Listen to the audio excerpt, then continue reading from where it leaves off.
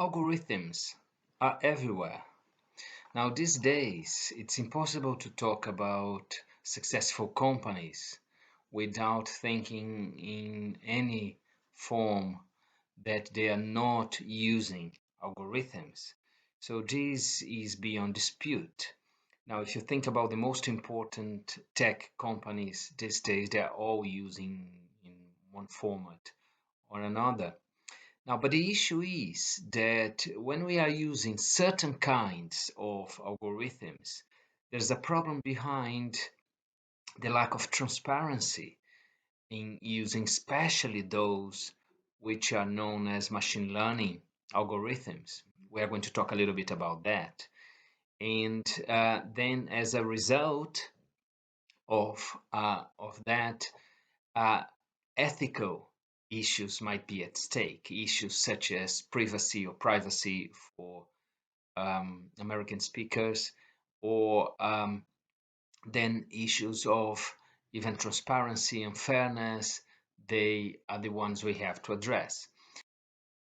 Point is that every time we go to Instagram or Twitter and we like something or we say something, or even for the page that we normally would visit, every time we are producing data. We are producing a kind of valuable data, which is data about ourselves. So it's fair to say that nowadays we are the data, and that whenever we are doing something which is fun and exciting and you're not paying for it on the internet, you want to see how you are going to be when you get older, or any sort of thing, where you would live, or where whatever puzzle they might offer to you, this means that you are the data.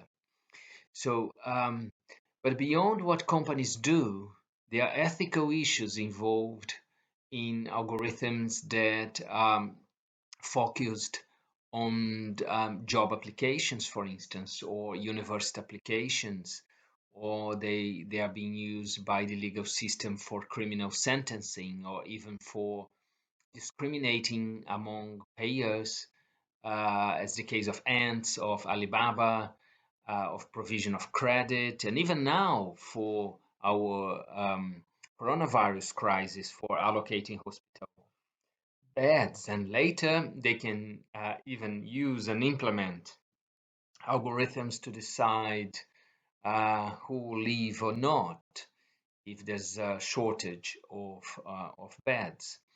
So that's widely spread. Well, we shouldn't dispute that. Now, what we should try to understand better is how these ethical issues are involved, because otherwise we might simply be reproducing um, stereotypes and discrimination results which we would not like to. So we might incorporate racism and gender discrimination into our programs. And but just to illustrate that, we have to say a few words about machine learning, because for all kinds of artificial intelligence, as I'm going to discuss in the next slide, in all cases, there are slightly different issues, but the ones related to machine learning, they are more complicated because they're basically data driven, is the notion of big data, and they produce the model. Based on what happens with data, they produce the model, and this model, the way that is produced, or they are produced, if we want to talk about different models, they might be behind certain biases. So the difficulty here is that these ethical issues can be magnified by the use of artificial intelligence. But I give you an example. Yeah, back an example that is in our reading. Uh, Back in December 2018, the New York Times had a commercial data set containing location information from phone apps. Now, it's just like they wanted that for weather report, restaurant recommendations. There are lots of commercial buyers of this kind of data, and they quite often they are interested in aggregate. information. So people might wish to know how many people shop at a particular chain of retail outlets, so they can predict the revenues of these outlets. But well, what happened is that the New York Times was able to identify a 46-year-old math teacher named Lisa Magrin. Why? Because she was the only person who made the daily commute from her home in upstate New York to the middle school where she works, which was 14 miles away. So the question is that once one can use that kind of data to find out about one person, further data and further information can be added. So they found out that Lisa went to Weight Watchers. She also went to a dermatologist's office and to her ex-boyfriend's home. So you can think about the complications, about the release of intimate details. So the difficulty here is a wide range of ethical issues we might get into by the use of. Now, we get that into before we get into this issue and with more details, it's important just to clarify, for those who know, just to refresh their memory, that there are basically three types of artificial intelligence.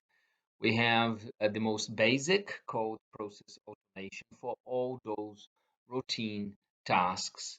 And we can think here about the orange Amazon robots. They just take the books and whatever goods from one place to another, and they are programmed to do these things in a very clear cut, in a very obvious way. So whenever we are handling routine tasks, robots can do that. And the robots, they don't need to be physical robots.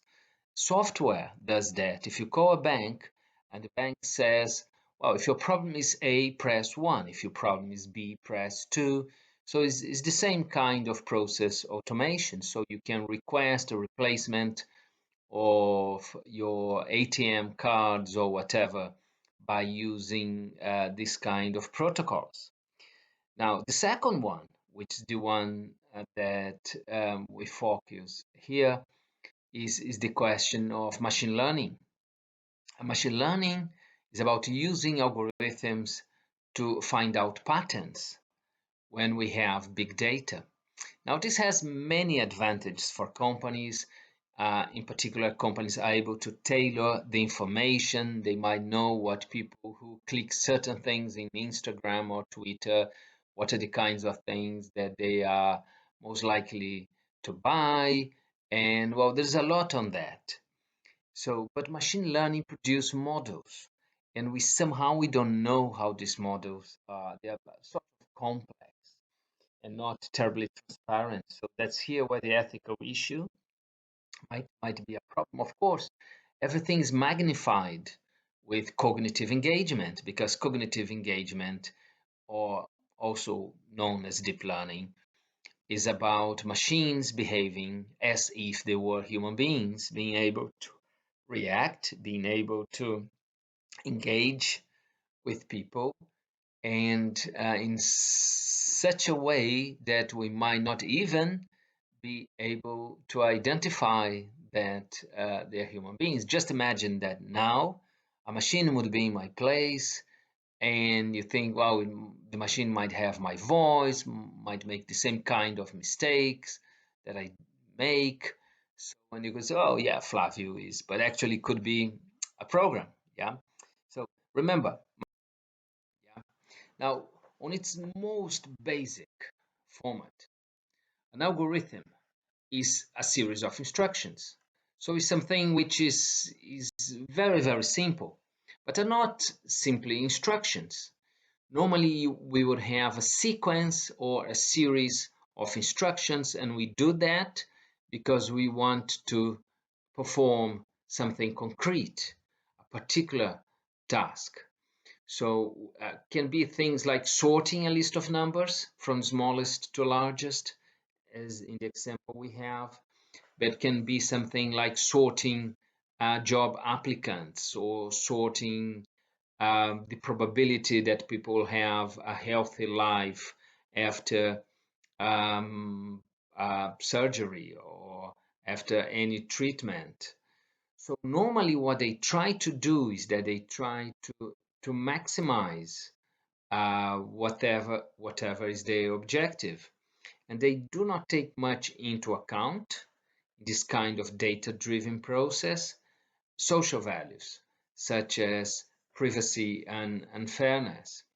Now, just that we would be doing something manually. We would have 100 points. We don't have 100 points here, but just imagine we have 100 points and we want to predict how well high school people would do in university. And then the simplest thing we could do, which could be in this case very efficient, we could draw a dotted line, and then we can see that we would get most of them correctly. Well, a dashed line if you prefer, rather than dotted. It's more a dash than a dot. But anyway, so but what is interesting is that we would be able to find out a more sophisticated, a more efficient uh, rule based on the solid curve. You can see how it makes fewer errors in separating those positive from the negatives. There's still some errors that one cannot avoid. You can still see that there are some negatives up there and some positives down, but it would make fewer errors. Of course, if we have this two-dimensional sheet of paper, this is easy and straightforward. But if we don't, if we have a 10,000 dimensional space, well, we'll have to use an algorithm to do that. We will not be able to do that, at least in a reasonable length of time. So we very much depend on robots to do that. Now, they produce normally good models, but these good models might be complex. They might be minimizing the overall error in the prediction, but they might, for instance, falsely reject qualified black applicants more often than qualified white applicants, simply because the person who was a designer didn't anticipate that might be an issue. So one would have to incorporate that into the algorithm, would have to incorporate this constraint. Quite often, what governments do, what governments have been doing to tackle this issue is that they have been imposing laws and regulations like the European Union. So that's the trend in which they are doing. But it's not actually very efficient because it does not allow that actually those who are developing the algorithms to incorporate bottom up the kind of. Now, let me give you some examples entering in the question of privacy. Now, what is normal is that medical data, they tend to be, mm, well, the most kind of sensitive information about us that, well, often we will not like to disclose that kind of information. Of course, we might disclose that to our friends, our families, our colleagues, but not everyone would have, depending on the kind of problem we have, depending on the consequences that might have. You might not be considered for a promotion in your job, or you might feel that you can be discriminated if people knew that you had certain things. So it depends. There are different levels of intimacy. But, well, in Massachusetts, there was back in the mid 90s, there was a government agency called the Group Insurance Commission. And they thought, well, let's help academic researchers by releasing data summarizing hospital visits for every state employee. And then they thought, well, but we should keep the records anonymous. So let's remove explicit patient identifiers. So here we can see that we have a list with names, addresses, and social security numbers. Um, but let's get only the patient's zip code, birth date, and sex. And they thought that that would be fine. But then there was a PhD student at MIT at that time called Latanya Sweeney, and she was very skeptical about that. So she spent $20 to purchase the voter rolls for the city of Cambridge, and this data set contained name, address, zip code, birth date, and sex of every Cambridge voter. And then she found out that it was possible to identify within that data set the governor of Massachusetts, William Weld. And then she realized that only 6 people in Cambridge shared the governor's birthday. And of these 6, 3 were men. And of these 3, only 1 lived in the governor's zip code. So what was supposed to be anonymous initially was actually possible to be identified. And then, well, in her case, she sent the records to the governor. Now, quite often, there's this problem of combining files to identify people. But there is also a second case. Back in 2006, Netflix launched the Netflix Prize competition. And that was a public data science competition to find the best collaborative filtering algorithm. And what they wanted to power their recommendation engine. They had one, but they wanted that to be more powerful. So this is normally designed. So normally this problem will be there based on what users would rate. So what they wanted was a basic recommendation system based on collaborative filtering, and they thought that they could offer $1 million for improving the accuracy of their system, the system they had, by 10%. And they even had a sort of annual progress prize of 50,000 US dollars. So they had to release, in order to allow that, they had to release 100 million movie rating records. And that was the ratings about 500,000 users. So again, they thought, well, this would be totally anonymous. They knew that it had to be anonymous because back in 1988 there was a video Privacy Protection Act that had passed by the United States Congress.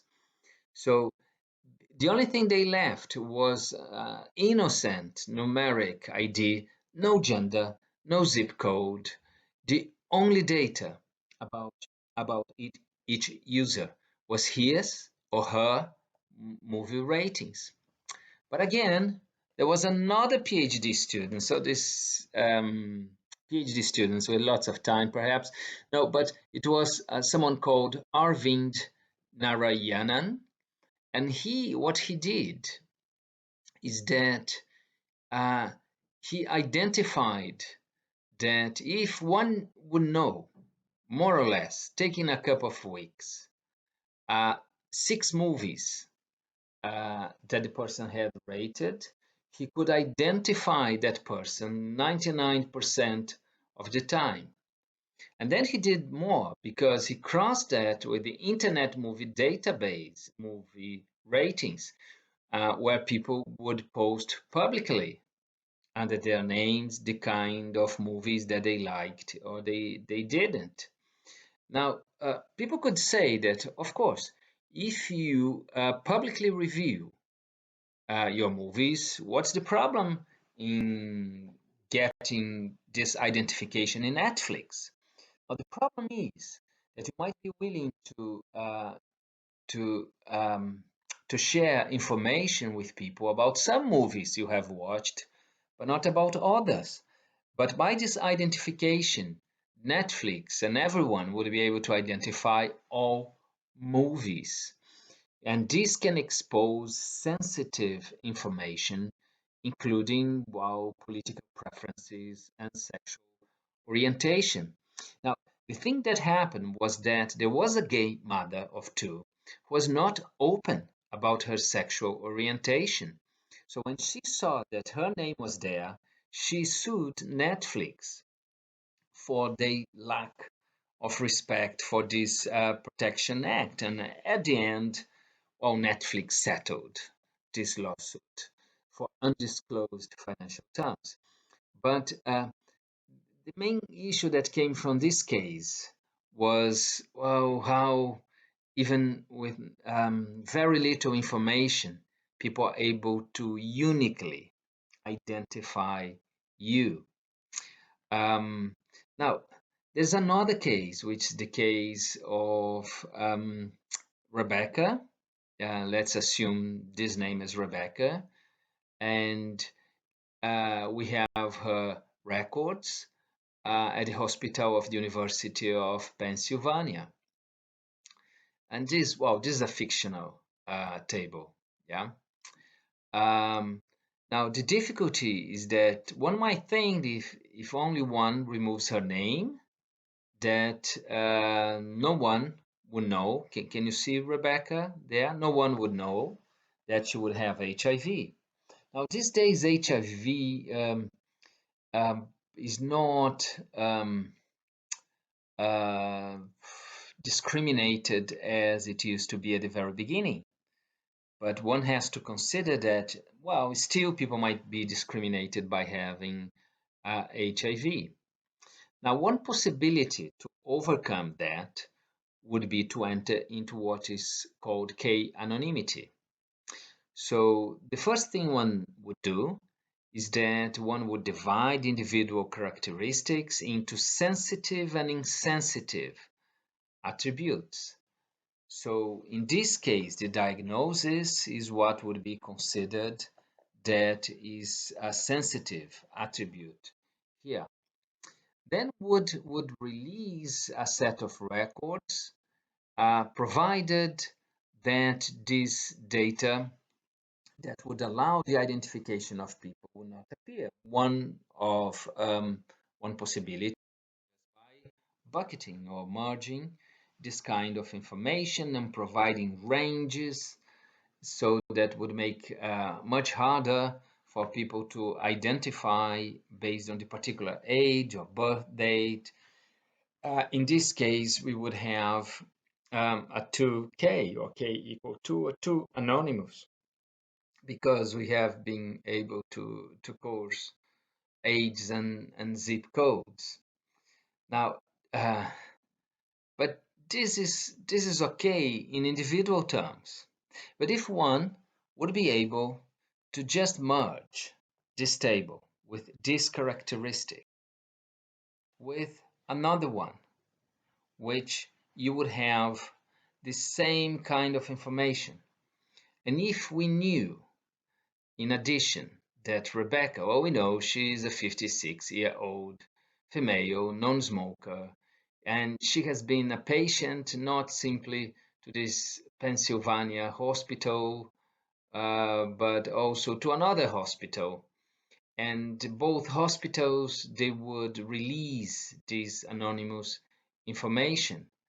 Then if we knew from the first table that Rebecca has either HIV or colitis, ulcerative colitis, and from the second table that Rebecca has either HIV, lupus, or a hip fracture, we are able, just by crossing with the two tables, we are able to know that she's the one with HIV. So k-anonymity is fine if we only consider one set of information. But if we start crossing the information, we might see that we have people who have been to two hospitals and they have a certain illness. So you might be able to start identifying people in this situation. Yeah. And that's something that is becoming increasingly more likely. The use of big data would merge information from all different kinds and possibilities we might not imagine. Now, some people could say, what about using cryptography? But the question is that what cryptography tries to do is to lock a database. So if database is there, you don't want to share, it's fine. But quite often for this kind of data, especially medical data, one would like to share this data for research because the search for new drugs and all the academic debates about how to better treat patients, and they depend a lot on this kind of information. So what we can say is that data coming from a neural network, such as the ones we are talking about, they are very different from data that you can keep to yourself and you don't want to share. So there's one difficulty here is that quite often the main aim of these algorithms is to release useful information provided that you don't leak private or sensitive information. So and they are different. Now, what might happen, and sorry for the typo with cancer there, but this computer keeps on doing that. But of course, if one might join a research such as the one that Richard Doll and Austin Hill carried out back in 1951, where they wrote to all registered physicians in the UK and asked them to participate in a survey about their physical health and smoking habits. So at that case, where they have established that smokers are at an increasing or increased risk for lung cancer, if one knows that someone in particular has participated, that might be something that can have consequences for that person, for instance, to pay higher health insurance premiums. That would be the case of the UK. No, that would not be the case of the UK, but it could be the case in the US, yeah, because health is public in the UK. Oh, it depends. If it's a life insurance, that could be the case, yeah. But uh, the effect which was established by the research can have an implication on that. So how can, in this case, we can talk about privacy. Now, this person called Todd Delenius, back in 1977, said that the goal for statistical database privacy should be that nothing about an individual should be learnable from a data set if it cannot also be learned without access to the data set. So this means that the participation of someone in particular should not matter. That was the beginning of the notion of differential privacy. So let's read together. Now, the main idea here, we should be comparing what someone might learn from an analysis if any particular person's data was included in the data set with what someone might learn if it was not. And the main idea here is that this should not make a difference. And if it doesn't make a difference, then one cannot link the result to your participation. Now, this might happen for most research which use big numbers, and this normally is the case. Now, but also um, this can be framed in terms of randomization. Now, a randomized algorithm.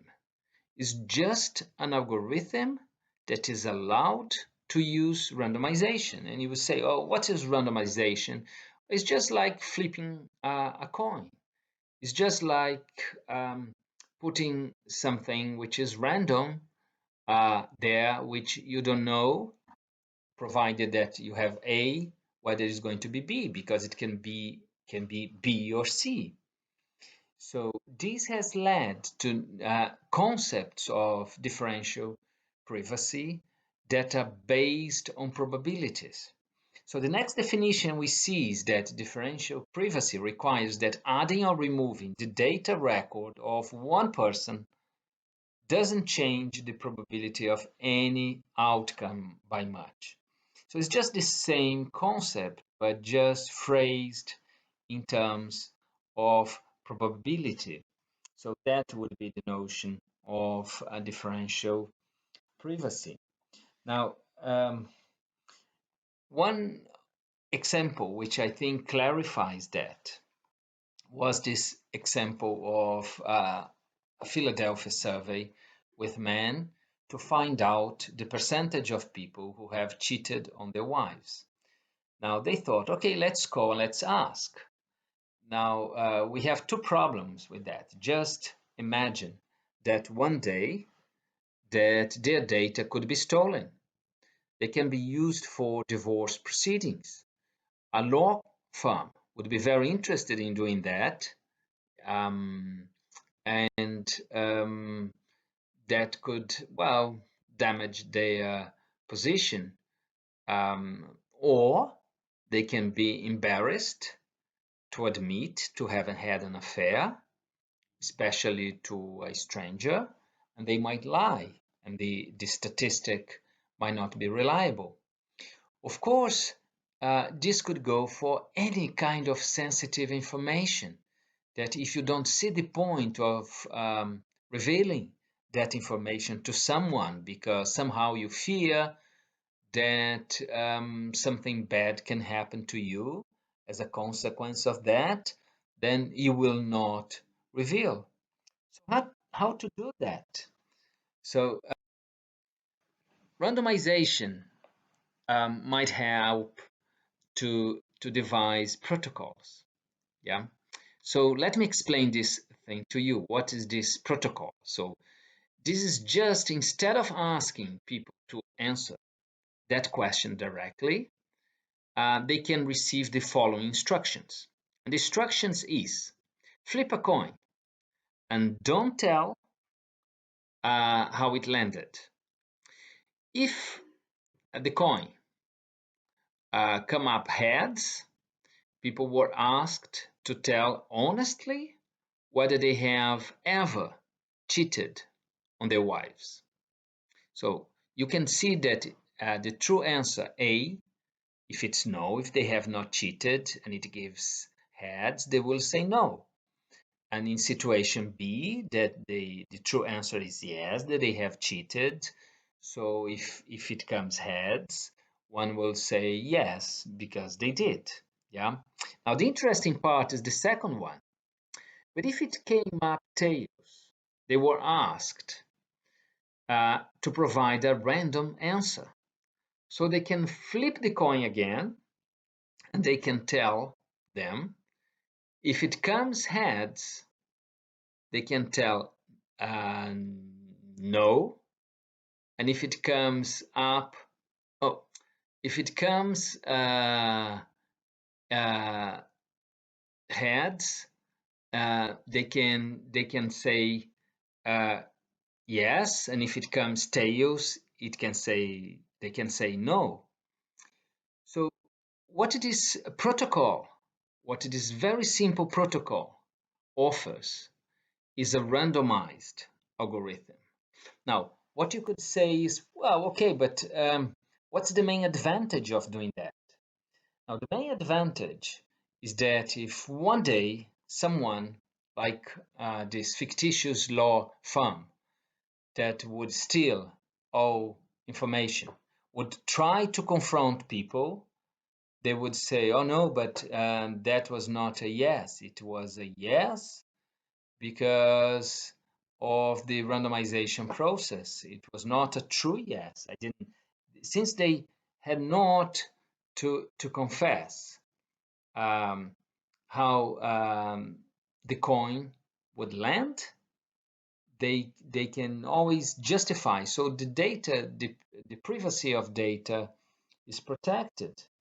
Now, the interesting thing is that this is just about probabilities. We know about probabilities that once lots of people have flipped their coins, that especially for the second time, you would have 50-50% that they would do heads and tails. So we can isolate, we can calculate back the real probabilities that people have. Now, if we, by doing our calculations, we see that 5/12 of our survey population have reported yes, we can then work backward to deduce that roughly 1/3 of male Philadelphians have cheated on their wives. But these are quite ingenious because what they do by adding randomness is that they protect people's privacy at the same time that they manage to get this data. Otherwise, might be very difficult even to trust answers that people are given about this kind of information. Now, let's then address the second problem.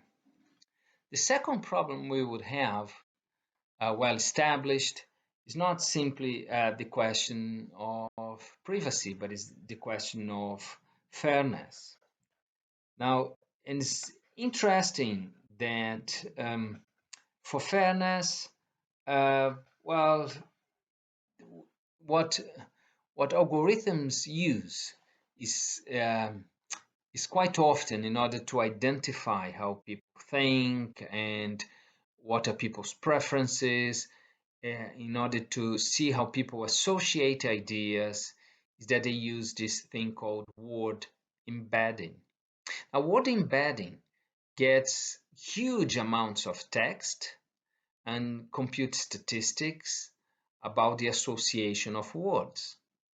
So just try to see, for instance, if you have ice cream and delicious, the distance between ice cream and delicious or ice cream and chocolate must be shorter, nearer than the distance between ice cream and football, for instance, which shouldn't be much related. Now, in this case, we might get a position in which there are words like man or woman, and one could say, well, if a man is to a king as a woman is to a queen, and then other pairs can be can be suggested, or a runner is to a marathon, as a horseman is to, and then other things could appear. So the idea is to use that to identify what kind would appear. And that's the kind of word embedding maps that we would have. In this particular case, we might identify a sort of gender bias and stereotyping, and one would link ladies to earrings in nephew to genius. So why ladies with shopping? It feels a little bit sexist. So and it's not simply shopping, it's ornamentation, and why a man with brilliance. So the question is that word embeddings are normally used as basic building blocks for more complicated learning algorithms. So it's very important. Choose your words when you are online. And one difficulty or at least the expression of this difficulty appeared when back in 2018, um, well, the world found out that Amazon was building a machine learning model that was evaluating candidate CVs for software engineering jobs, and that this algorithm was penalizing CVs that contain the word women's, as women's chess club captain or women college. So um, everyone was very disturbed. Amazon changed, but damage was done, and many other companies they actually they are doing that now. But they are doing that partially because the kind of association we would find that kind of association coming in the real world. So this is something which is straightforward, and the main challenge here would be how to that uh, to a world where computers will not take into account this kind of biased discrimination. Now, one possibility would be simply to remove all kind of sensitive information. So just think about the main kinds of discrimination. They normally are based on gender, race, and age. So what about simply removing from the data sets that are going to be exposed to machine learning algorithms? What about simply removing? Now, the main difficulty with that is that lots of our information or everyone's information has other covariates, so there are other variables that are associated with that. So normally income would be associated with learning. Normally, certain preferences that we have might be related to our gender. So it's amazing how in certain places, and not simply in the United States, but simply by identifying what would be your zip code, you would know to what race people would belong. So, but there are so many other things. If people know the kind of clothes you buy or the kind of videos you watch, they would identify that. So, what you have in front of you is just an illustration of correlations between seemingly unrelated human attributes. So you have preferences for dogs or cats, favorite TV shows. So when we can see how they might relate to other attributes. But this is just an illustration. So things as easy as gender and race, um, they are not a guarantee. You might eliminate property P, but you might remain all those properties, Q, R, S, or whatever, that are still related to P. So forbidding the use of certain information is practically impossible in this machine learning era. So this adds. Now, in order to overcome this problem, we have to define fairness. Now, we have had this discussion before with utilitarianism and deontologic ethics, and even for companies, what are the objectives, what companies should be pursuing. We know that there are possible several different definitions of fairness. But perhaps the simplest definition of fairness would be the notion of parity. I'm not saying it's a good one. I'm just saying it's the simplest. It's just, for instance, imagine that we have two races. We have the circles and squares. And you want to allocate loans, for instance, by a lender, but you do not want people to be discriminated just because they are circles or because they are squares. So that's it, that's all. Um, but if we include that uh, as a constraint, as a definition, the good thing is that this definition is going to be two-sided. And it will also demand that as we don't discriminate against squares, we don't discriminate against circles. So um, if we go with parity and statistical parity, well, that's a form of fairness. Again, it's not a brilliant one, but at least is something. Yeah. Now, what is the objective of an algorithm? Yeah, it's still to minimize an error. Why? Because one wants to maximize profits. So in this case here, one will try to get information, especially about the probability that people not repay the loans, to decide whether to give loans or not. But one does not want, on top of what can be said, that is the credit worthiness of each applicant. One does not want, on top of that, to discriminate based on the race of someone.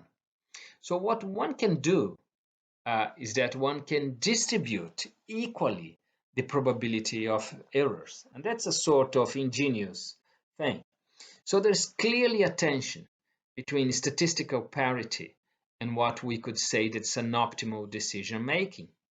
So to obey statistical parity, so the bank or the lender must either deny loans to some repaying circle applicants, because then you would say, okay, if I have to give parity on that, I should remove some of these circle applicants. They're the good ones, they're the shaded ones, but I must deny to them, or I should give loans to some defaulting square applicants, so to include more square applicants. So there would be the shaded one.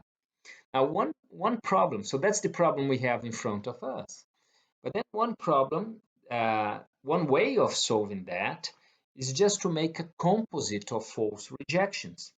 Now, there are two ways in which or can justify a false rejections because they might change in their credit worthiness partially because they might be paying ones, they might be the ones who repay, but we might not include them, or also because of their race.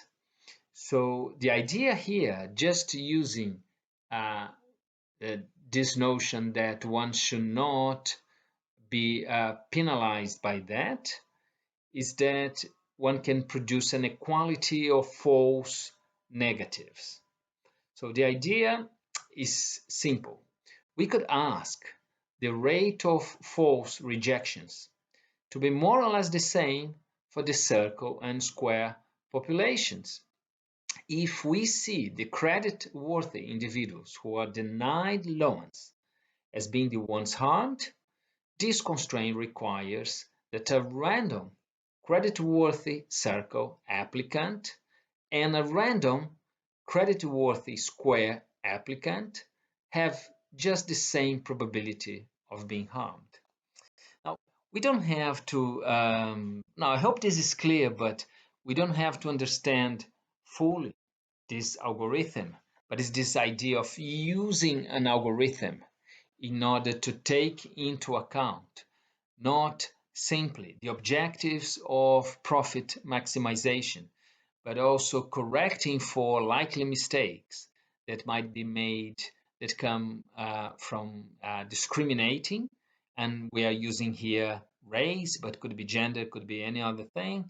So that's the idea of solving the issue of fairness that might easily arrive if we use things like word embeddedness, as I mentioned to you before. Now, things are more complex.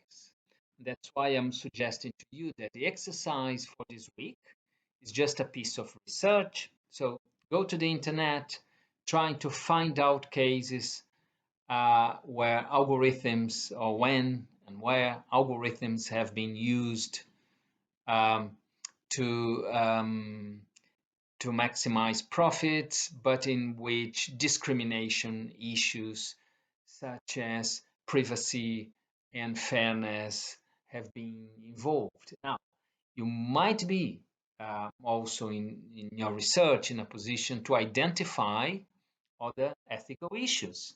And if so, please list them. So the output is an individual submission, is only 1 or 2 pages for you reporting the things you are able to find out, and discussing the things that you found out. You can use newspapers, magazine articles, Google Scholar, whatever is more convenient for you. Just report in this case. So uh, the idea here is that what we have discussed on theoretical grounds, you'll be able to actually see that in the real world. So to see that it is a true issue for many companies. Of course, the tech companies, they are the first, they are the most visible, but many other companies, they are using machine learning algorithms. That is a key resource to their competitiveness. And it's important that we understand how ethical they are and what kind of blame and what kind of accusation some of them have been exposed to. Taking stock, ethics used to be simply about people, but it's not anymore. It's also about algorithms. And when we talk about companies, we have discussed in our course a wide range of issues which are person to person issue or person to institutions, things like codes of ethics inside a company. They are different from, I don't know, sexual harassment or any kind of corruption that could be defined at an individual level. So we do have this individual level, we do have the corporate or corporation level, and we also have this third level nowadays, which is inbuilt in algorithms and other things that companies do. Yeah, I hope this is clear to you. Take care.